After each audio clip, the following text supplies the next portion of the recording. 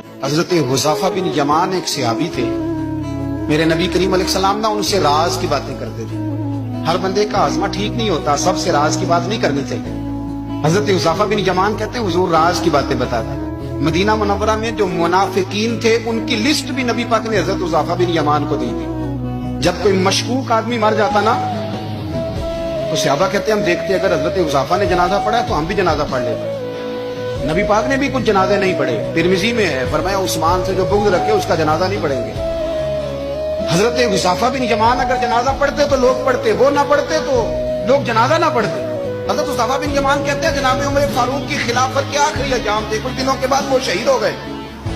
फरमाते आधी रात का वक्त था, मैं घर में सोया था बड़ा बेफिक्र, अचानक मेरे दरवाजे पर दस्तक हुई, मैं घबरा के उठा, इतनी रात को कौन आया?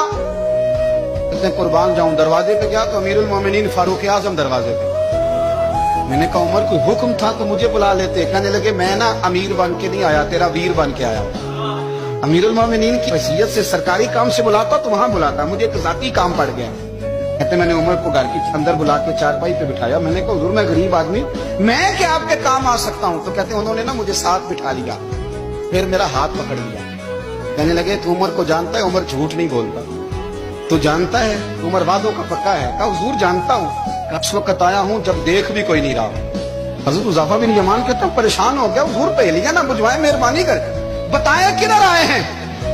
हजरत उमर फारूक फरमाने लगे 62 साल का हो गया हूँ, 63 में चल रहा है, दाढ़ी सफेद हो गई है, बल पक गया, उठ फरीदा सुतिया, दाढ़ी आ गई दूर, अग्गा नेड़े आ गई, पीछा रह गई दूर, अपना अब कब्र अशर का मामला साफ नजर आने लगा है।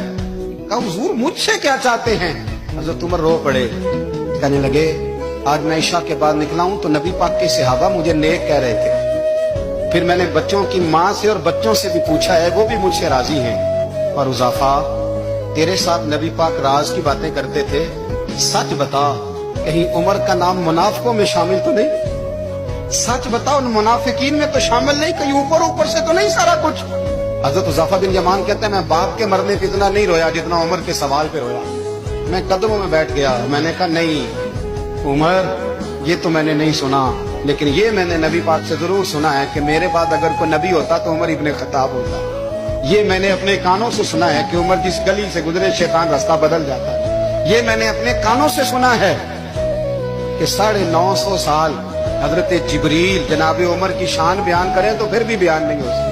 ये मैंने जरूर सुना। दोस्तों सारी जिंदगी हजरत उमर ने अगर दूसरों का मुहासबा किया तो अपना और अपने बच्चों का भी कड़ा ख्याल रखा।